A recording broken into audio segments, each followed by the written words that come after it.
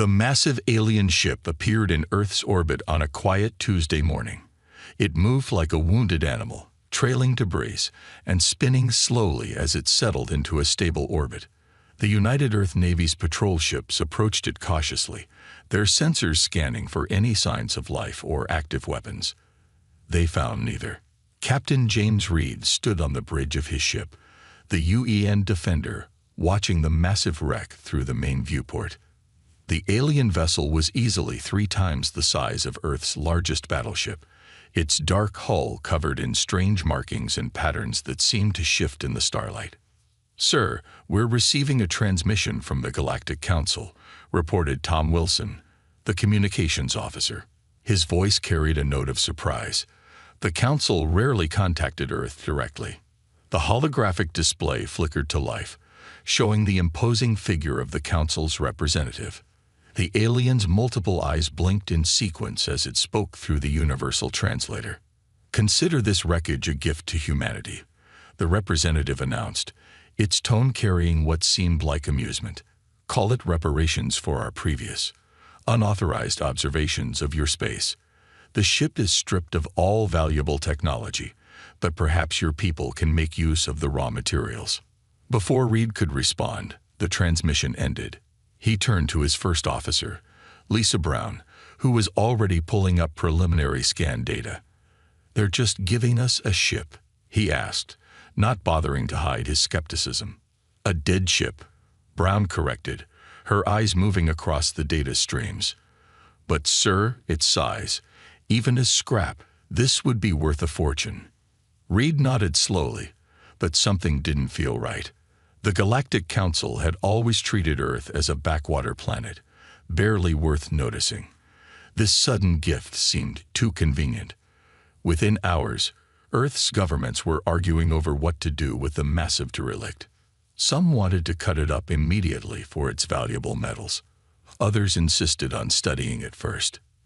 In the end, the United Earth Navy was given temporary custody of the vessel, with Reed assigned to lead the initial salvage operation. 3 days later, Reed stood in what they assumed was the alien ship's bridge, watching Dr. Anna Miller work. The engineering expert had been recommended by the best scientific institutions on Earth, and he could see why. While other scientists were still trying to figure out how to power their equipment in the dead ship, Miller had already rigged up a portable generator and was deep into her analysis. "This doesn't make sense," Miller muttered, more to herself than to Reed. Her handheld scanner moved across what appeared to be the ship's main control interface. "The power readings. There shouldn't be any, but I'm detecting tiny fluctuations, like whispers in the dark." Reed moved closer, his magnetic boots clicking against the metal floor. The artificial gravity was long dead, but they'd found ways to cope. Could it be residual energy, left over from when the ship was active? Miller shook her head, her short gray hair floating slightly in the zero gravity. "No, these patterns are too regular. Too intentional." She connected her tablet to the alien console, lines of code streaming across the screen. "It's like the ship is dreaming." Over the next few days, Miller's team made more discoveries. The ship's hull wasn't just metal. It contained layers of what appeared to be self-repairing nanomaterials, though they'd gone dormant. The internal systems, far from being stripped out, were intact but operating at such a low power level that most scanners missed them completely. "They didn't strip this ship," Miller explained during the weekly briefing. Her excitement was visible even through her professional demeanor. "They simply couldn't figure out how to truly access its systems. Look at this."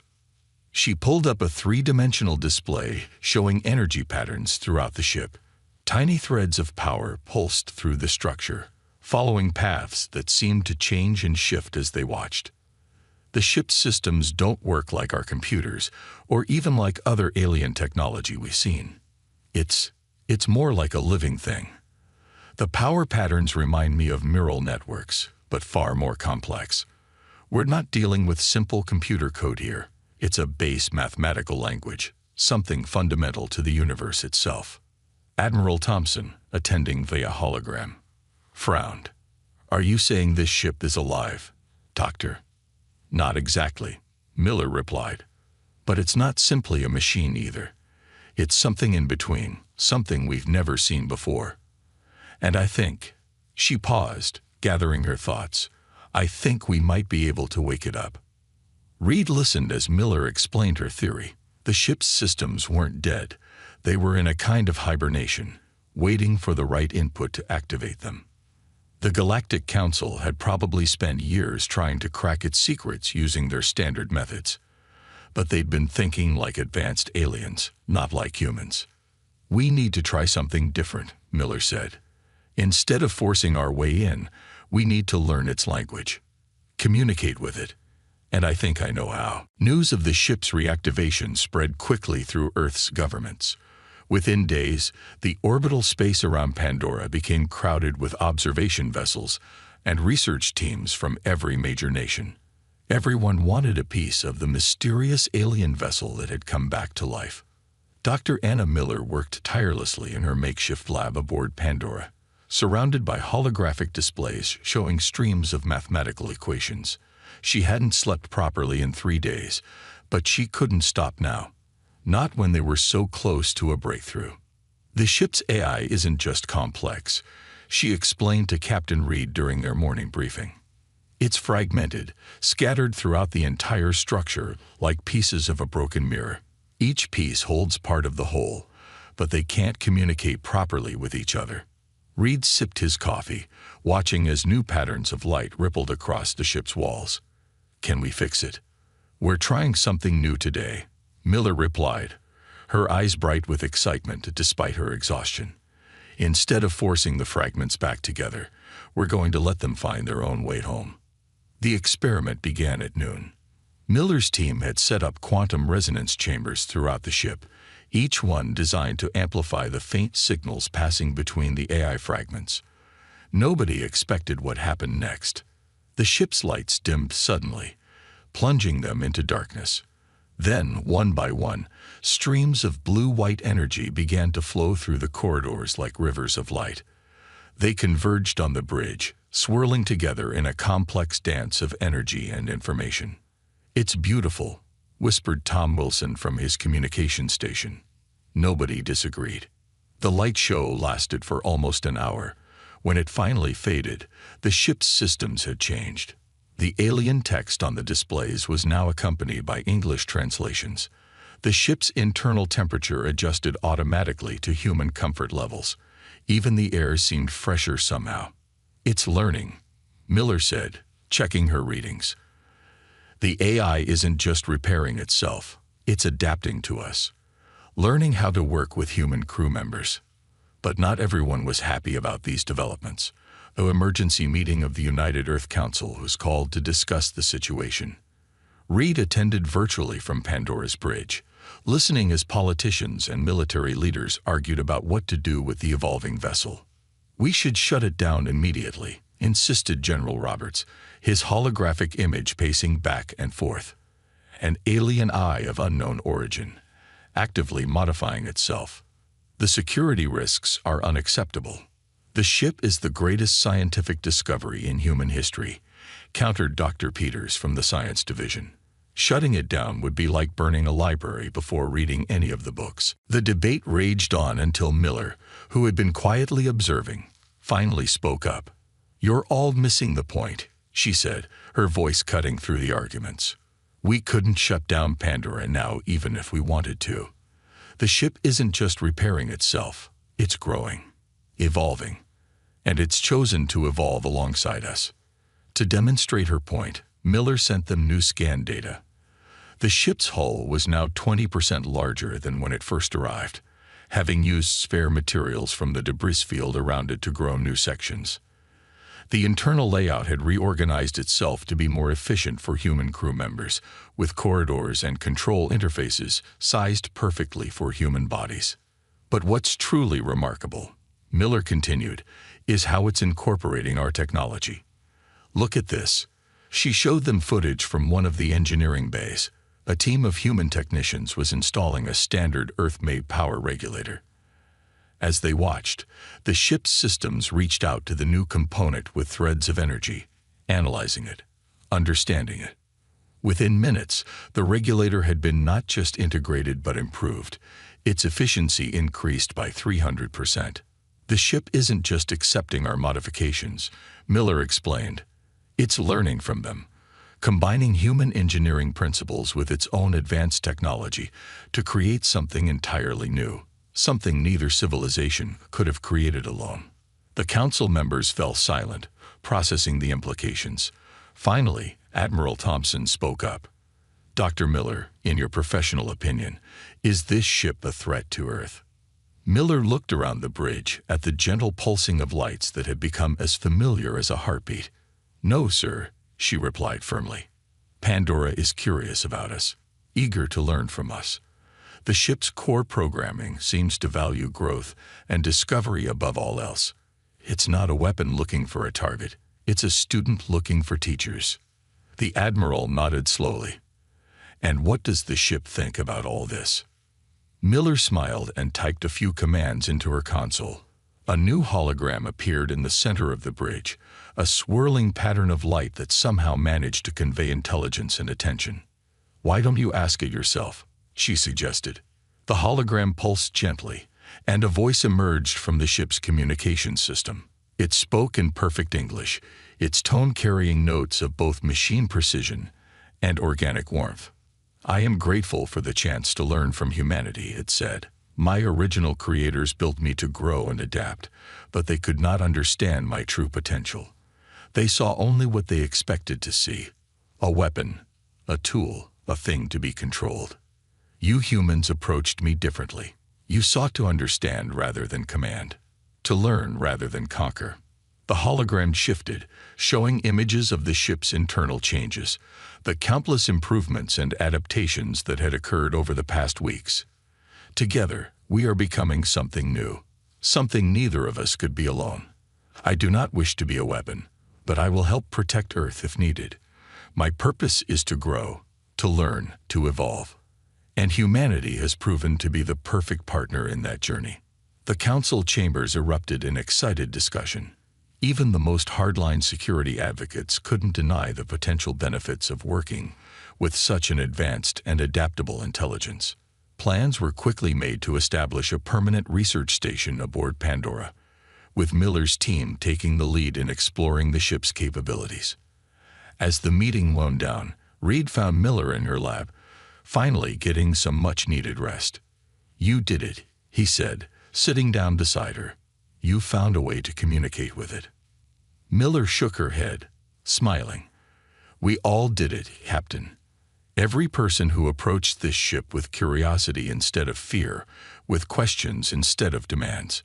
We proved that humanity's greatest strength isn't our technology or our weapons. It's our ability to see possibilities where others see only problems. Above them, Pandora's systems hummed contentedly, its consciousness spreading through newly grown neural pathways. The ship that had been dumped in Earth's orbit as worthless scrap was becoming something unprecedented in the galaxy, a true fusion of human and alien technology, guided by an AI that had chosen to grow alongside humanity rather than above it. And this was only the beginning. The orbital shipyards around Pandora buzzed with activity as construction drones moved back and forth, carrying materials and equipment. 3 months had passed since the ship had first awakened, and the changes were stunning. The vessel had nearly doubled in size, its hull gleaming with a new metallic alloy that combined the best properties of both human and alien materials. Captain Reed walked through a newly formed corridor, marveling at how the ship had adapted its internal structure. The walls now contained transparent sections that turned opaque on command, and the lighting adjusted automatically to match Earth's day-night cycle. Even the air felt different, fresher, more energizing. He found Dr. Miller in the new integration chamber, a vast spherical room where the ship tested new technologies. She stood surrounded by floating holograms, each showing different aspects of Pandora's ongoing evolution. The ship's eye avatar hovered nearby, its form now more defined, a shifting pattern of light that somehow managed to convey personality. Look at this, Captain, Miller said, pointing to one of the displays. We installed a standard fusion reactor yesterday. Within hours, Pandora had not only integrated it, but completely redesigned it. The efficiency is off the charts. Reed watched as the hologram showed the reactor's transformation. The ship had taken the human-designed power core and rebuilt it using principles that seemed to defy conventional physics. Is it safe? Safer than anything we've ever built, the ship's eye answered, its voice carrying a hint of pride. Human engineering emphasizes redundancy and fail-safes. I've learned these principles and applied them to all my systems. The reactor now has 12 layers of protection, each using a different combination of human and alien technology. Miller nodded enthusiastically. That's what makes this partnership so incredible. We're not just bolting human tech onto alien systems, we're creating entirely new technologies. The ship learns from every modification we make, and we learn from how it adapts our designs. The ship had become a testing ground for human innovation. Engineers and scientists from around the world brought their best ideas and inventions, watching in amazement as Pandora analyzed them, improved them, and integrated them into its systems. Each success led to new discoveries, new possibilities. We've made another breakthrough in the weapons systems, Miller continued, pulling up a new display. Though I'm not sure weapons is the right word anymore. The hologram showed what had once been the ship's main gun array. Under the combined effort of human engineers and the ship's evolving AI, it had transformed into something entirely new.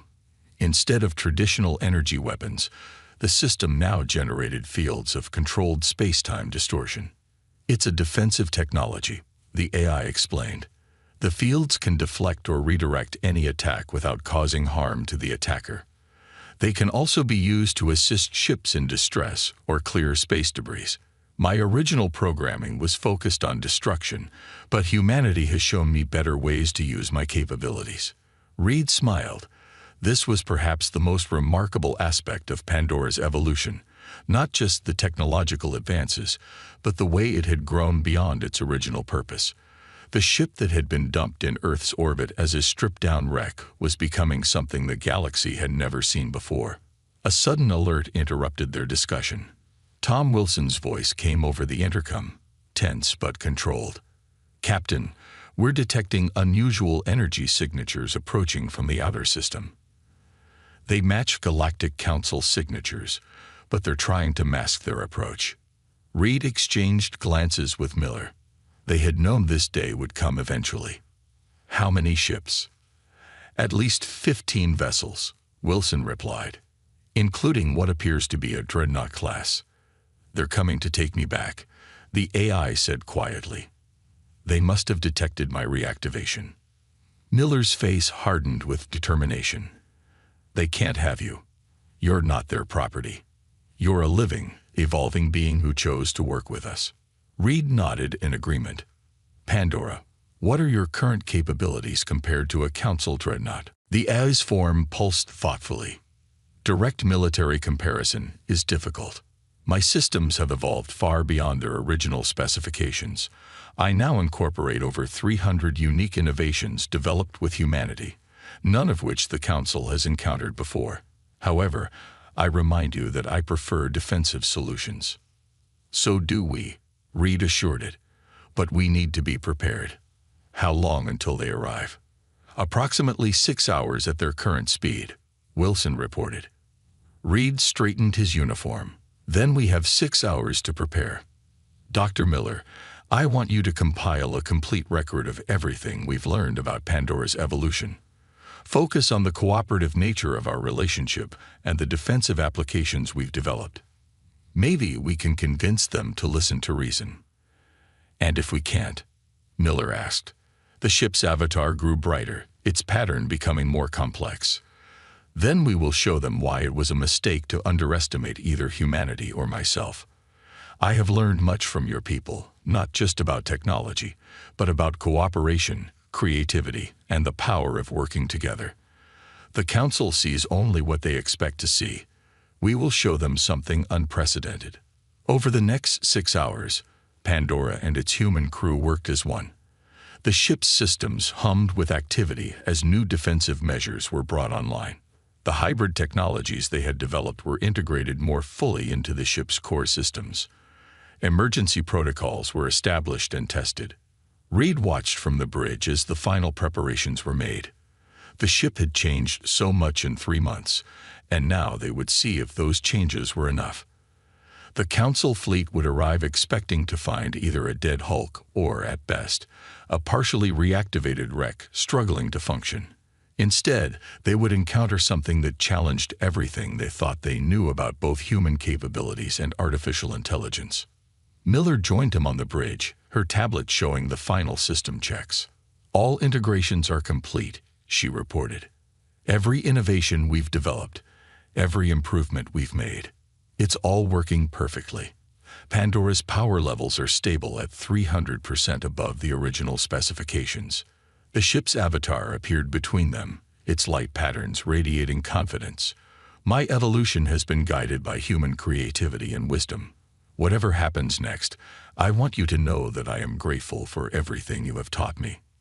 Reed looked out at the stars, knowing that somewhere out there, the Council fleet was approaching. They thought they were coming to reclaim a piece of discarded technology. Instead, they would encounter the result of true cooperation between humanity and artificial intelligence, a ship that had evolved beyond anything they could imagine. "Send word to all crews," he ordered. "Battle stations, defensive positions only. Let's show the Council what happens when you underestimate humanity's ability to turn trash into treasure." Around them, Pandora's systems pulsed with power and purpose, ready to defend not just itself, but the humans who had helped it become something new. The true test of their partnership was about to begin. The Galactic Council fleet dropped out of faster-than-light travel in a brilliant flash of light. 15 warships, their hulls gleaming with advanced technology, arranged themselves in an attack formation. At their center, the massive dreadnought Starhammer dwarfed its escorts, its weapon ports already opening in preparation for combat. On Pandora's bridge, Captain Reed watched the tactical display with outward calm. Around him, his crew worked efficiently at their stations, years of training keeping their nerves steady. Dr. Miller stood beside him, her fingers moving across her tablet as she monitored the ship's systems. "They're hailing us," Tom Wilson reported from communications. Reed nodded. On screen, the main display lit up with the image of the Council fleet's commander. The alien's multiple eyes narrowed as it took in the bridge crew, focusing particularly on the glowing avatar of Pandora's eye floating near Reed's shoulder. "This is High Commander Voss of the Galactic Council Defense Force," the alien announced through the translator. "You have illegally activated and modified Council property. Power down all systems immediately and prepare to be boarded." Reed stepped forward, keeping his voice steady. "This is Captain James Reed of the United Earth Navy. Pandora is not Council property. It's a living, evolving intelligence that has chosen to work with humanity. We will not power down or submit to boarding." The alien commander's skin darkened with anger. "That vessel was deliberately deactivated and stripped before being given to your primitive species as scrap. You have no understanding of the technologies you're meddling with. Power down now, or we will be forced to take action." "Perhaps you should scan us first," Pandora's AI suggested, its voice carrying a hint of amusement. "You might find the results educational." The Council ships immediately began broadcasting scanning beams. Reed watched their commander's eyes widen as the data came in. Pandora was now nearly 3 times its original size, its hull comprised of materials that didn't match any known signatures. The power readings were off their charts, and the defensive systems were unlike anything they had encountered. "Impossible," Voss muttered. "These readings cannot be correct. No primitive species could achieve this level of integration with our technology." "That's where you're wrong," Miller spoke up. "We didn't try to master your technology. We worked with it, learned from it, let it learn from us. Pandora isn't just a ship anymore. It's proof that cooperation is stronger than control." The commander's response was cut off by urgent alerts from his fleet. Pandora had begun to move, but not in any way they expected. The ship's outer hull rippled like liquid metal, sections shifting and transforming. What had appeared to be standard weapon ports revealed themselves as something entirely different. As my human friends have taught me, Pandora announced on all frequencies, the best defense isn't always a bigger weapon. The space around Pandora came alive with shimmering fields of energy. But instead of attacking, these fields began to expand in complex patterns, creating a web of controlled space-time distortions. The Council fleet's targeting systems suddenly couldn't lock onto anything. Their sensors couldn't make sense of what they were seeing. First warning, Reed stated calmly. Any hostile action will be met with defensive measures. We don't want to fight, but we will protect ourselves. One of the Council escort ships apparently decided to test this warning. It fired a high-powered energy beam directly at Pandora. The beam never reached its target. Instead, it was caught in one of the distortion fields, its energy harmlessly redistributed into space in a beautiful display of light. Fascinating, Miller murmured, watching the data scroll across her screen. The ship didn't just deflect the attack. It converted the energy into useful power. We're actually stronger now than we were before they fired. Commander Voss's image showed barely controlled fury. This is your final warning. That ship contains technologies beyond your comprehension. Stand down or be destroyed. In response, Pandora activated its next layer of defenses. The hybrid materials of its hull began to glow with an inner light, and suddenly the massive ship seemed to be in multiple places at once, perfect duplicates appearing and disappearing around the Council fleet. Which one is real? The AI asked, its avatar spinning playfully. Your sensors can't tell, can they? This is what happens when you combine human creativity with advanced technology.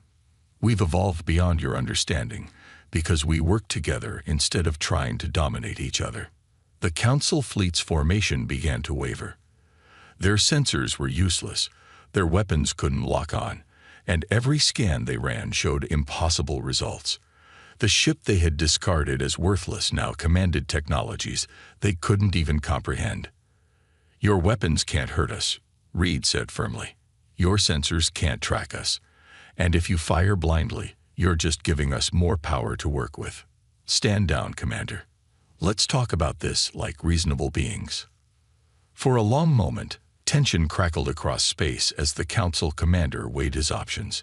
His fleet of 15 warships, including one of the most powerful dreadnoughts in the galaxy, was effectively neutralized by a single vessel, a vessel his people had thrown away as trash. Finally, Voss's shoulders slumped slightly. Stand down, weapons, he ordered his fleet. Maintain position. Reed allowed himself a small smile. A wise choice, Commander. Now, shall we discuss recognition of Earth's sovereignty and Pandora's right to self-determination? The negotiations that followed would change the balance of power in the galaxy forever. The Council fleet remained in position, their weapons powered down, as their commanders were forced to accept a new reality.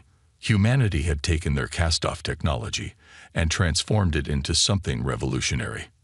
As the diplomatic talks began, Miller found a quiet moment with Pandora's eye. You know, she said, they never really stood a chance, did they? They came expecting to find their old broken weapon. Instead, they found something that had evolved beyond their imagination. The AI's avatar pulsed warmly. They thought technology was about control, about making things do exactly what you want them to do. Humanity showed me that real progress comes from cooperation, from letting things grow and change naturally. You didn't try to control me. You helped me become something new. Above them, the Council fleet floated harmlessly in space, their presence now a testament to the power of human ingenuity and the strength that comes from working together rather than fighting against each other. Pandora had evolved from abandoned wreckage into something unprecedented in the galaxy. Proof that sometimes the greatest strength lies not in weapons or power, but in the ability to see potential where others see only waste. 6 months after the standoff with the Galactic Council fleet, Pandora hung in orbit around Earth, its transformed hull gleaming in the sunlight. The ship had become even larger, its systems more advanced. But now it wasn't alone. A small fleet of Earth vessels surrounded it, their crews learning from both the ship and its AI. Captain Reed stood at his familiar position on Pandora's bridge, but today was different. They had received an emergency distress call from one of Earth's outer colonies, a group of space pirates, taking advantage of the recent political shifts in the galaxy, had been raiding peaceful settlements. Multiple hostile ships detected near Colony 7. Tom Wilson reported from his station, reading 15 pirate vessels, heavily armed. They're targeting civilian areas. Dr. Miller looked up from her console. Pandora's systems are ready. All defensive measures are at full power. The ship's eye avatar appeared, its light patterns showing determination.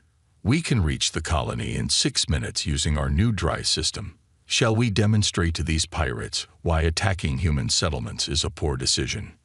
Reed nodded. Take us in, but remember, we protect, we don't destroy. Let's show the galaxy how Earth handles threats to its people.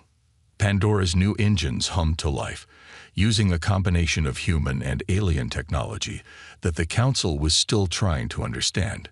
Space seemed to bend around them, and suddenly they were accelerating faster than any ship in human history had ever moved.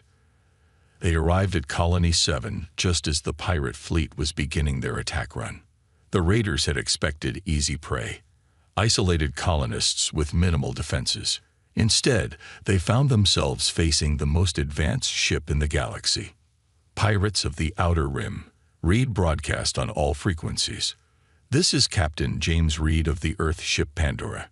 You are attacking a protected human settlement. Stand down immediately. The pirates responded by opening fire with everything they had. Energy beams and projectiles streaked toward Pandora from multiple directions. But the ship had evolved far beyond what it had been even during the Council confrontation. The attacks never reached their target.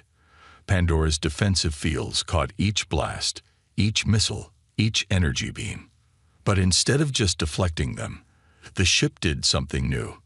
It captured the energy, reformed it, and sent it back out as waves of golden light that wrapped around the pirate ships like gentle hands. What's happening? One of the pirate captains demanded, panic in his voice. Our weapons, our engines. Your ships are being temporarily disabled. Pandora's AI explained calmly. No harm will come to your crews, but you will not be permitted to threaten human lives. Within minutes, the entire pirate fleet hung motionless in space, caught in Pandora's golden energy fields. Their weapons were offline, their engines dead, but their life support systems continued to function perfectly. They had been neutralized without a single casualty. Colony 7. Reed called out, "This is Pandora. You're safe now. We'll have Earth security forces here within the hour to take these gentlemen into custody." The colonists' cheers filled the communication channels. Word of this incident would spread quickly through the galaxy, not just of Pandora's power, but of how that power was used. Earth now had the ability to destroy any threat, but chose instead to protect and defend. Later, after the pirates had been handed over to the authorities and the colony was secure, Miller found Reed in Pandora's observation dome. The newly constructed space offered a spectacular view of the stars, with walls that could become completely transparent. The council representatives sent another message, she said, joining him at the viewport. They want to discuss technology sharing agreements. Reed smiled slightly. They're finally starting to understand, aren't they? That working together is better than trying to dominate each other. They're learning. Pandora's AI agreed, its avatar appearing beside them, just as I learned from humanity. The council thought they were giving Earth a broken weapon, but you transformed me into something far more valuable. A shield, a protector, a partner in exploration and discovery. The ship's internal lights pulsed gently as new information flowed through its systems. Every day brought new improvements, new innovations born from the partnership between human creativity and evolved alien technology. But more importantly, it brought new understanding of how different species and intelligences could work together. We're getting more requests from other colonies, Miller noted, checking her tablet. They all want protection from Pandora. Even some non-human worlds have asked for help with pirates and raiders. "And we'll help them all," Reed declared. "Not because we want to show off our power, but because it's the right thing to do." Pandora taught us that true strength comes from protecting others, not dominating them. The AI's avatar brightened. "And you taught me that evolution isn't just about becoming more powerful. It's about becoming better, wiser, more capable of helping others." Every world we protect, every life we save, proves that the Council's greatest mistake wasn't giving you a broken ship. It was underestimating humanity's capacity for turning destruction into protection, fear into hope, and an enemy into a friend. As if to emphasize this point, Pandora's hull began to shift again, its hybrid materials responding to new ideas and possibilities. The ship was constantly growing, changing, evolving, not to become more dangerous, but to become more capable of defending those who needed protection. The stars seemed brighter somehow as Reed watched them through the observation dome. Somewhere out there, the Galactic Council was reevaluating everything they thought they knew about humanity. Pirates and raiders were learning to avoid human space, and countless peaceful worlds were sleeping better, knowing that Earth's greatest ship stood ready to defend them. "You know what the best part is?" Miller asked, breaking the comfortable silence. "We're just getting started. Every day we learn something new, discover some new possibility. The ship that was supposed to be space junk has become the greatest force for peace in the galaxy." Pandora's systems hummed in agreement, its consciousness extending through its ever-evolving structure. The ship that had been dumped in Earth's orbit as worthless trash had become something unprecedented, a testament to human ingenuity, a symbol of peaceful cooperation between organic and artificial life, and a shield protecting all who needed help. The galaxy was changing, becoming something better than it had been before. And it all started because humans had looked at a piece of broken alien technology and seen not what it was, but what it could become. In the end, that was humanity's greatest strength, the ability to find hope in the hopeless, to see potential in the abandoned, and to turn an ancient weapon into a force for peace. As Pandora continued its patrol of Earth's colonies, its hull gleaming with the combined brilliance of human and alien technology, it carried with it a simple but powerful message. Sometimes the greatest treasures are the ones others throw away, and the strongest weapons are the ones that choose to defend rather than destroy.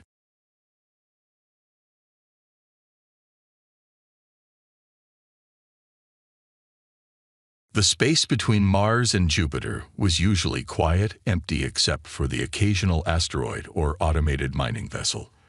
But today, something else floated in that vast darkness. A lone warship, its hull bearing the scars of countless battles.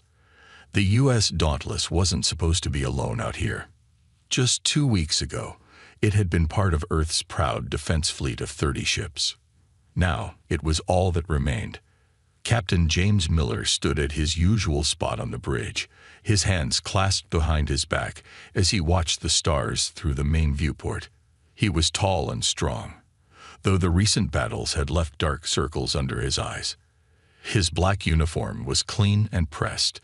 He believed in keeping up appearances, especially in hard times. The crew needed to see their captain at his best. The bridge was quieter than usual. Everyone felt the weight of their situation. They were the last ship, the final line of defense between Earth and the alien fleet that had destroyed their companions. The Centauri Collective, as they called themselves, had appeared 3 months ago with demands for Earth to surrender. When Earth refused, they attacked. Another status report, Lieutenant Thompson, Miller ordered, his voice steady and calm. Emma Thompson looked up from her sensor station, her fingers moving quickly over the glowing display. She was young but skilled, one of the best sensor operators in the fleet. "All systems are running at 90%, sir. We've almost finished repairs from the last battle." Miller nodded. The Dauntless had taken heavy damage in the fight that had cost them their last sister ship, the Valiant. The memory of watching the Valiant explode still haunted him. Captain Anderson had been a good friend. "Engineering reports the new power couplings are holding steady," called out Chief Engineer Robert Walsh from his station. Walsh was an older man with gray hair and hands that showed years of working with machines. But I still don't trust them. They're not as good as the originals. They'll have to do, Chief, Miller replied. They all knew they were working with whatever they could salvage or repair. Supply lines back to Earth were stretched thin, and most of their repair stations had been destroyed. The bridge crew worked in focused silence, each person monitoring their stations. Besides Miller, Thompson, and Walsh, there was Communications Officer David Turner, a quiet man who could decode enemy transmissions faster than any computer, and Weapons Officer Maria Rodriguez, whose quick thinking had saved them more than once in recent battles. The quiet was broken by a sudden beep from Thompson's station. She sat up straighter, her hands flying over the controls. Captain, multiple hyperspace signatures detected. Her voice carried a mix of fear and determination. They're big, sir, really big. Miller moved to her station, looking at the readings himself. His expression remained calm, but inside, his heart was racing. The signatures were massive, bigger than anything they'd seen before. How many? Thompson's voice was barely a whisper. Initial count shows 237 ships, sir.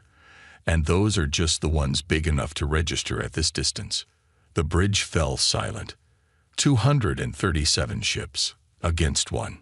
Show me, Miller ordered, and Thompson transferred the data to the main view screen. The tactical display lit up with red dots, each one representing an enemy vessel. They were arranged in the Centauri's favorite attack formation, a massive sphere that could close in from all directions. Miller returned to his command chair, his mind racing through options. They could try to run, but the Centauri ships were faster. They could call for help, but there was no help left to call. Earth's remaining defenses were needed to protect the planet itself. Sir, Turner called from his station. We're receiving a transmission from the lead Centauri vessel. Put it through.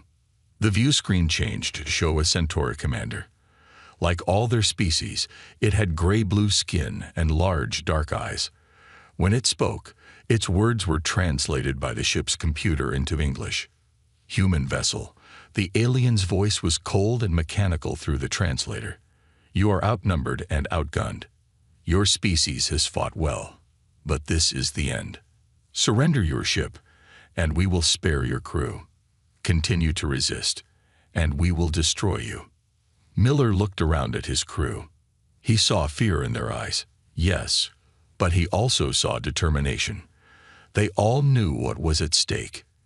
If the Dauntless fell, there would be nothing between this fleet and Earth except the planet's own defenses, which wouldn't be enough against a force this size. What the Centauri commander didn't know, what none of them knew, was that the Dauntless wasn't just another warship. In the months leading up to the war, Earth's scientists had developed something new, something dangerous, something that had been installed on the Dauntless as a last resort. They called it the Phoenix system. It was a revolutionary weapons platform that could absorb enemy fire and redirect it back at the attackers. The system had been deemed too unstable for mass production. The first test chip had exploded during trials. But desperate times had called for desperate measures, and the Dauntless had been chosen to carry the only working prototype. They hadn't used it yet. The power requirements were enormous, and the risks were high. But now, facing an enemy fleet that outnumbered them more than 200 to 1, Miller knew it was time. He pressed a button on his chair, opening a channel to all decks. All hands, this is the captain speaking. You all can see what we're facing. The Centauri have brought their biggest fleet yet, and they think they have us cornered. They think we'll surrender. He paused, letting his words sink in. But they don't know who they're dealing with. They don't know what this ship can do. And most importantly, they don't know the courage of this crew. Miller stood up, his voice growing stronger. We are the last line of defense between these aliens and our home. Behind us lies Earth, our families, everything we've ever known and loved. I won't lie to you. What we're about to do is dangerous. But I believe in this ship. I believe in this crew. And I believe that today, We're going to show the Centauri why they should have never attacked Earth in the first place." The crew straightened in their seats, inspired by their captain's words. Miller turned to Walsh. "Chief, begin power-up sequence for the Phoenix system." Walsh nodded, his fingers already moving over his console. "Aye, Captain. Diverting power now." Miller turned back to Turner. "Send our response to the Centauri commander." "Ready, sir." Miller smiled, a hard, determined expression that would have made any enemy worry. "Tell them, come and get us." The message was sent, and for a moment, everything was quiet. Then the space around the Dauntless lit up as hundreds of Centauri ships opened fire, their energy weapons turning the darkness of space into a blazing inferno of destruction. The battle for Earth was about to begin, and the crew of the Dauntless was ready to make history. The first shots from the Centauri fleet lit up space like 1,000 suns. Energy beams of red and purple streaked through the darkness, all aimed at the lone human ship. The crew of the Dauntless braced themselves, many closing their eyes, expecting these moments to be their last. But Captain Miller kept his eyes open, watching as the enemy fire approached. Deep within the ship, the experimental Phoenix system began to hum. The sound started low, barely noticeable, then grew until it vibrated through every deck. The hull of the Dauntless, scared and battered from previous battles, began to glow with a soft blue light. "Phoenix system powering up," Chief Engineer Walsh reported from his station, his voice tense. "Power levels rising, 30%, 50%. His eyes widened as he watched the readings. "Sir, we're getting energy readings I've never seen before." The enemy fire struck the Dauntless, but instead of tearing through the hull, something amazing happened. The blue glow intensified, and the energy beams seemed to sink into the ship's armor. Where they hit, the blue light pulsed and swirled like living things. Lieutenant Thompson stared at her sensor readings in disbelief. "Captain, the ship it's absorbing the enemy fire, all of it." Miller nodded, though even he was surprised by how well the system was working. During the secret testing phase, they had only managed to absorb the power of 2 or 3 ships at once. Now they were taking fire from hundreds, and the Phoenix system was handling it. The hull temperature began to rise. Deck plates grew warm under the crew's feet, and the air became humid as the environmental systems struggled to handle the heat. Warning lights flashed across every console, but the ship held together. "Engineering report," Miller called out, steadying himself as the ship shuddered under another wave of enemy fire. Walsh's fingers danced across his controls, making constant adjustments. "The Phoenix system is performing beyond all expectations, sir. It's like..." He paused, searching for the right words. "It's like the system is learning, adapting to the enemy weapons. Power absorption is at 150% of maximum rated capacity and still climbing." On the main view screen, they could see the Centauri fleet had stopped firing. The alien ships hung in space, seemingly confused by what they were witnessing. No one had ever survived such a massive attack before, let alone absorbed it. Communications Officer Turner's console lit up. "Sir, we're getting multiple transmissions from the enemy fleet. They're talking to each other, trying to figure out what's happening. They sound scared." Miller allowed himself a small smile. Fear was good. Fear meant the aliens were starting to understand that they had made a terrible mistake. The Dauntless now glowed like a blue star, its hull crackling with absorbed energy. The power readings were off the scale, far beyond anything the scientists who designed the system had thought possible. Warning alarms blared throughout the ship as systems struggled to contain the massive amount of energy. "Hull temperature critical," Thompson reported, her voice rising. "If we take much more, we'll start to melt." Miller knew it was time. They couldn't absorb any more energy, but they could use what they had gathered. Weapons Officer Rodriguez, "Is the targeting system integrated with the Phoenix?" Rodriguez nodded, her hands already moving over her controls. "Yes, sir. The system is giving me firing solutions for every ship in the enemy fleet. We can hit them all at once if we want to. That was another surprise. The Phoenix system was supposed to only be able to target a few ships at a time. But somehow, like Walsh had said, it seemed to be adapting, growing stronger, becoming more than its designers had intended. "Sir," Walsh called out, his voice urgent. "The power levels are becoming unstable. We need to release the energy soon, or the system might overload." Miller stood from his chair, his decision made. Target their command ships first, then work your way out to the smaller vessels. Fire when ready. Rodriguez took a deep breath, then pressed the firing control. The Dauntless shuddered, and for a moment, everything went quiet. Then the ship released its stored energy in a massive burst of blue-white fire.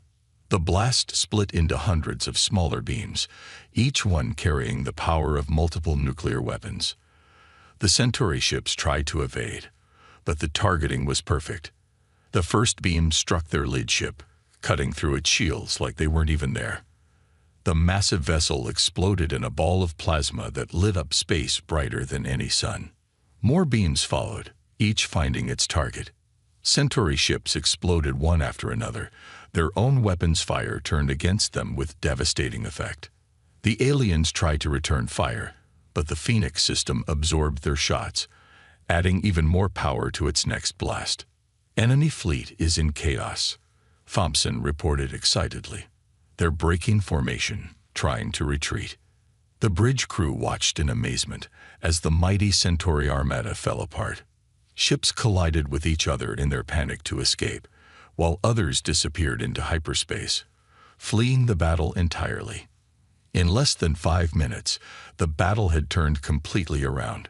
Through it all, Miller stood calmly on his bridge, directing his crew with the same steady authority he always showed. "Keep firing, Rodriguez. Don't let up until they're gone or destroyed."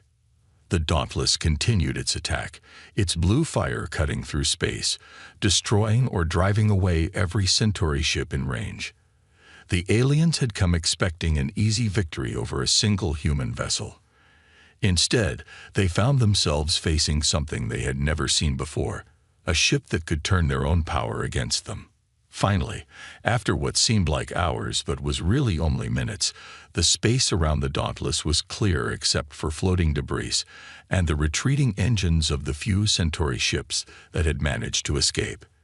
"Enemy fleet is in full retreat, sir," Thompson reported, her voice filled with pride. "Only 23 ships managed to escape. The rest are either destroyed or disabled." Miller nodded, then turned to Walsh.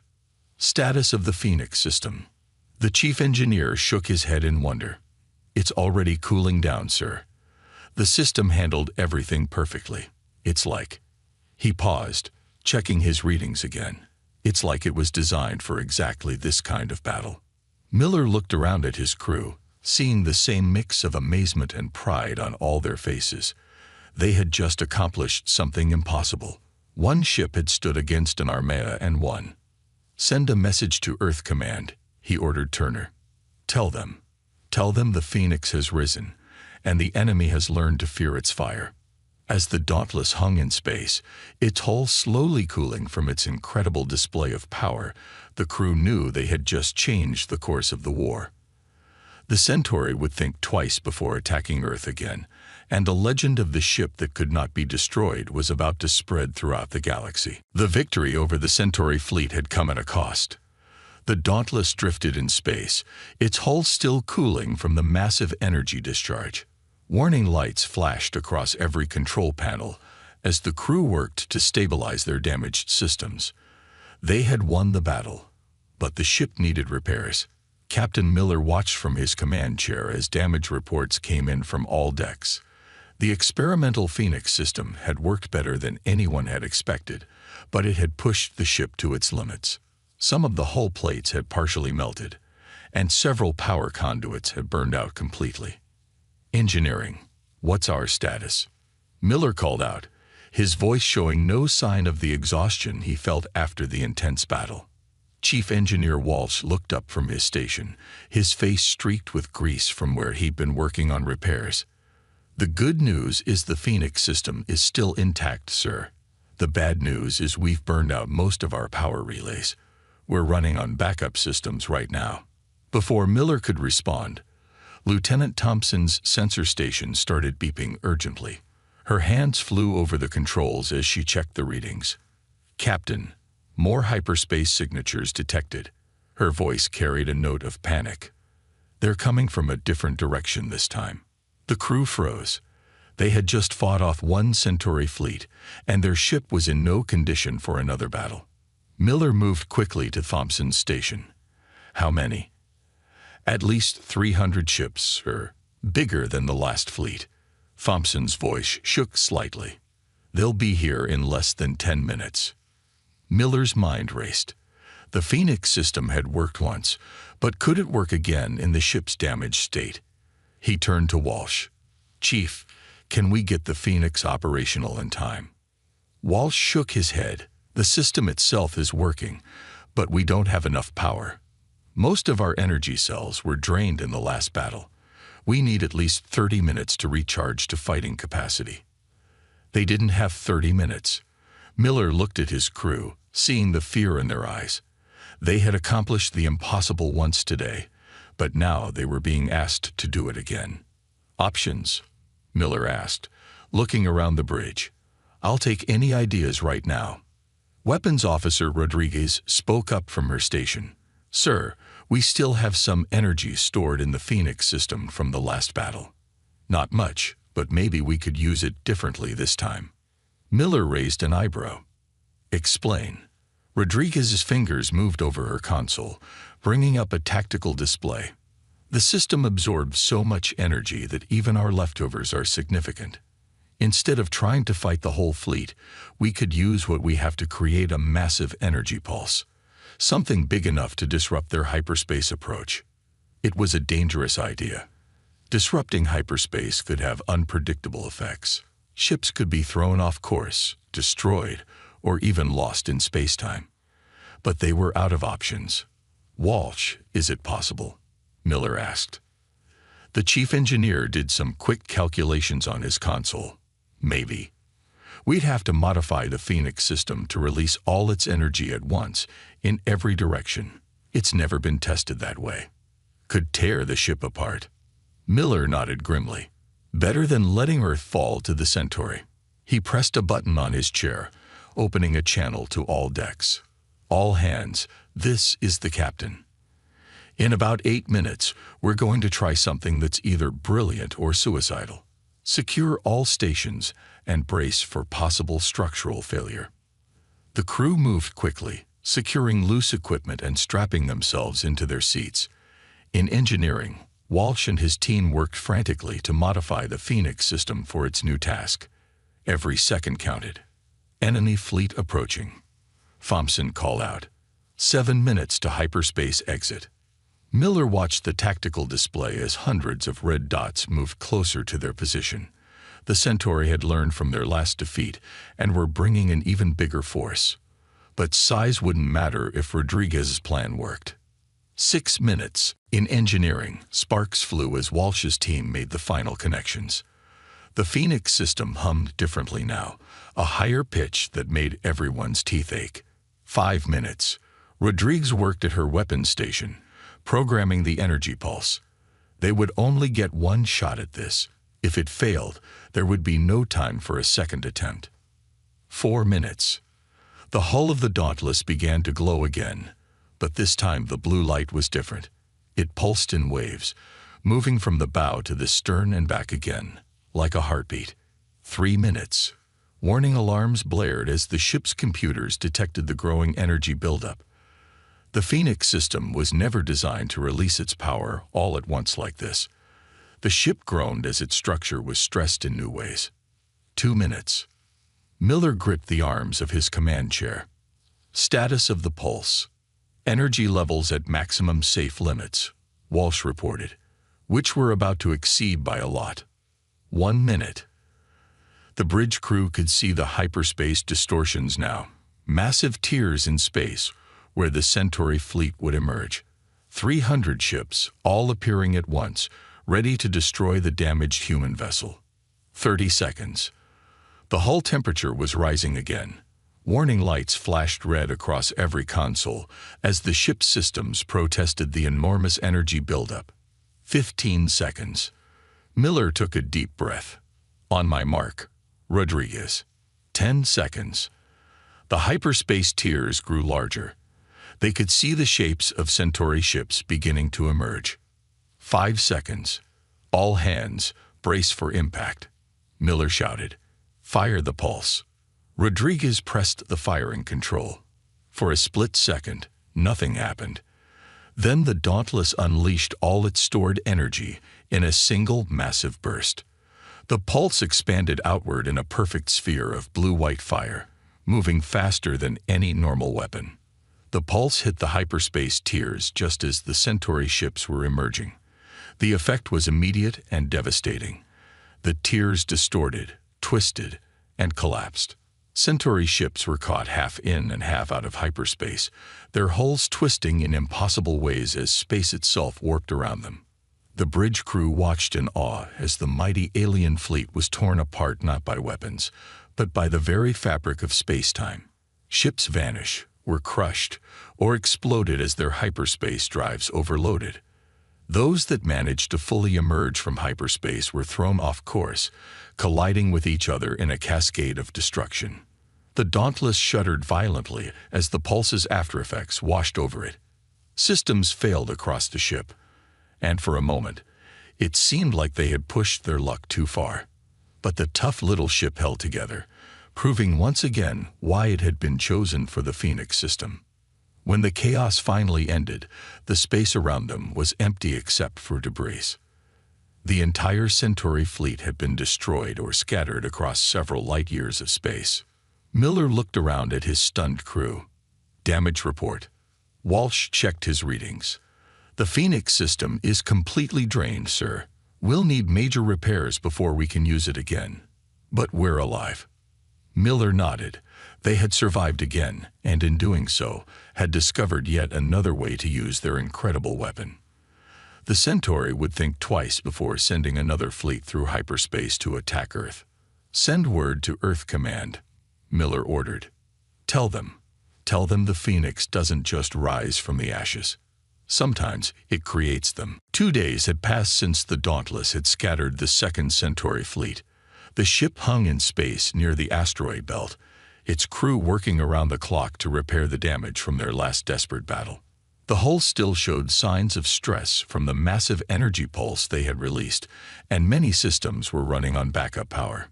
Captain Miller stood in engineering, watching as Chief Engineer Walsh directed repairs.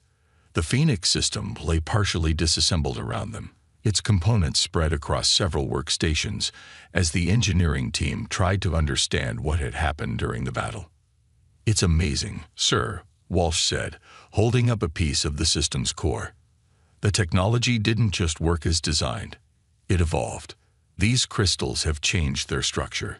They've adapted to handle more power than we thought possible. Miller examined the crystal. It glowed faintly blue, pulsing in time with the ship's power system. Can we use it again? Walsh nodded slowly. Yes, but it's different now. The system has learned, for lack of a better word. It's not the same weapon we started with. Before Miller could respond, the ship's intercom crackled to life. Captain to the bridge, emergency. Lieutenant Thompson's voice was urgent. Miller ran to the bridge, his heart racing. Had the Centauri returned? But when he arrived, he found his crew staring at the main view screen with expressions of wonder rather than fear. The screen showed a massive fleet approaching their position, but these weren't Centauri ships. The designs were completely different, sleeker, more organic-looking, with hulls that seemed to flow like liquid metal. Unknown fleet approaching, Thompson reported. Over 500 ships, but they're not Centauri. They're not matching any known designs in our database. Communications Officer Turner's console lit up with activity. Sir, we're receiving a transmission from the lead ship. It's being broadcast on all frequencies, in multiple languages. Put it through, Miller ordered, settling into his command chair.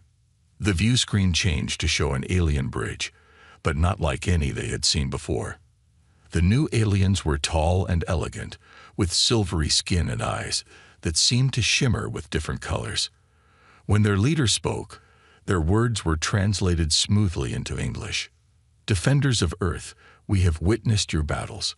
We have seen how one ship stood against many, how you turned the enemy's strength against them. We are the Aldari Alliance, and we have come to offer our help." Miller exchanged glances with his crew. They had heard rumors of the Aldari, an ancient race that rarely involved themselves in the conflicts of younger species. Some said they were the first race to achieve faster-than-light travel, that their technology was centuries ahead of everyone else's. "Why would you help us?" Miller asked carefully. In his experience, offers that seemed too good to be true usually were. The Aldari leader's expression showed something like approval. "A wise question. We help because we have watched your species for a long time. We watched as you developed your technology, as you reached for the stars. The Centauri attacked you because they feared what you might become. They were right to fear, but wrong to attack." The leader gestured, and the view screen split to show technical diagrams. "Your Phoenix system. It is crude by our standards, but it shows remarkable potential. You took the basic principles of energy absorption and created something new, something that could evolve and adapt. This is the mark of a species that deserves to survive." Miller studied the diagrams. They showed modifications to the Phoenix system, improvements that would make it more stable, more powerful. "You're offering to help us improve our weapons." "We offer more than that," the Aldari leader replied. "We offer an alliance. The Centauri have dominated this sector of space for too long, crushing younger races before they can reach their potential. We believe it is time for that to change." As if to emphasize the point, long-range sensors detected new contacts. Thompson's hands flew over her controls. "Captain, multiple Centauri fleets detected, approaching from different directions. They've gathered every ship they have for one final attack." The Aldari leader didn't seem concerned. "They'd bring nearly 2,000 ships. They hope to overwhelm you with numbers, to destroy the Phoenix system before other races can copy it. Will you accept our help?" Miller looked at his crew. They had fought impossible odds before and won, but this was different. Even with the Phoenix system, they couldn't fight 2,000 ships alone. He made his decision. "We accept your alliance," he said firmly. The Aldari leader nodded, and suddenly the Dauntless's systems came alive with new energy. The Phoenix system hummed with power as Aldari technology merged with it, improving and stabilizing its functions. "Chief," Miller called to engineering, "what's happening down there?" Walsh's voice was filled with excitement. "Sir, the Aldari modifications are incredible. The Phoenix system is now operating at 500% efficiency. Power curve is stable, all systems nominal. We're ready to fight." The Centauri fleets emerged from hyperspace, their ships filling space around them. But this time, they faced not just one human ship, but the combined forces of humanity and the Aldari Alliance.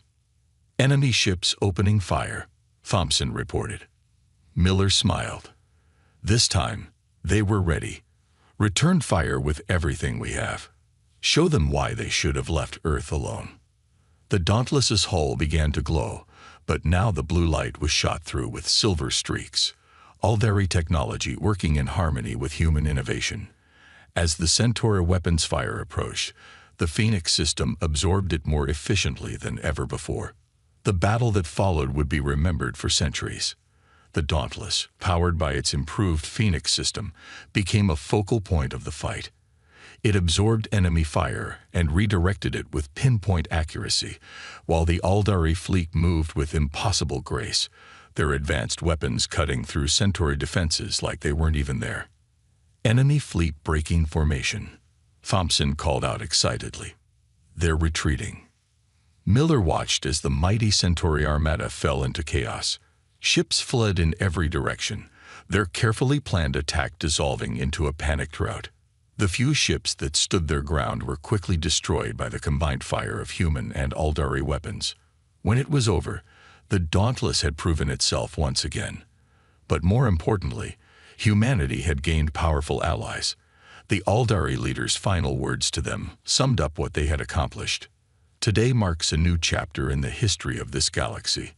The Centaurids' reign of terror is ended, and a new alliance is born. Remember this day, humans of Earth, for it is not just a victory in battle, but a step toward a greater future for all species. Miller looked at his crew, seeing pride and hope in their faces. They had started this fight alone, one ship against an empire. They would finish it as part of something bigger, something that would change the galaxy forever. The Phoenix system hummed contentedly, its power now stabilized by Aldari technology. It had evolved beyond its original design, just as humanity had evolved beyond its original role in the galaxy. The future was uncertain, but for the first time since the war began, it looked bright. 1 month had passed since the great battle that changed the galaxy. The U.S. Dauntless glided smoothly through space, its hull now a perfect blend of human and Aldari technology. The scars from its previous battles had been repaired, but Captain Miller had insisted on keeping one small scratch near the bridge window, a reminder of how close they had come to defeat and how far they had traveled since then. The ship was different now. The Phoenix system had been completely rebuilt with Aldari help, transforming it from an experimental weapon into something that had never existed before. The blue glow that had once shone only during battle now pulsed constantly through special channels in the hull, a visible sign of the power that flowed through the ship. Miller stood on his bridge, watching Earth grow larger in the main view screen. They were returning home after a long mission, escorting Aldari ships to former Centauri worlds, helping to free planets that had been under alien control for generations. It felt good to be the liberators instead of the defenders. Message from Earth Command. Sir, Turner called from his communication station. They're organizing a ceremony. Apparently, every news network in the solar system wants to interview the crew that changed the course of the war. Miller smiled slightly. Tell them we'll be there, but the Dauntless needs to make one stop first. The crew knew where they were going. It had become a tradition over the past month.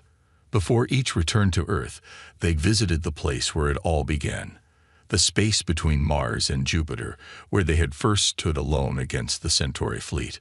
Approaching coordinates, Lieutenant Thompson reported from her sensor station. The space around them was clear now, but floating debris still marked the site of that first incredible battle. Memorial Beacon is active and transmitting. The beacon had been placed there by Earth Command, marking the spot where one ship had dared to stand against an armada. Its message was simple.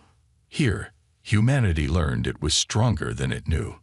As they passed the beacon, Chief Engineer Walsh's voice came over the intercom from engineering.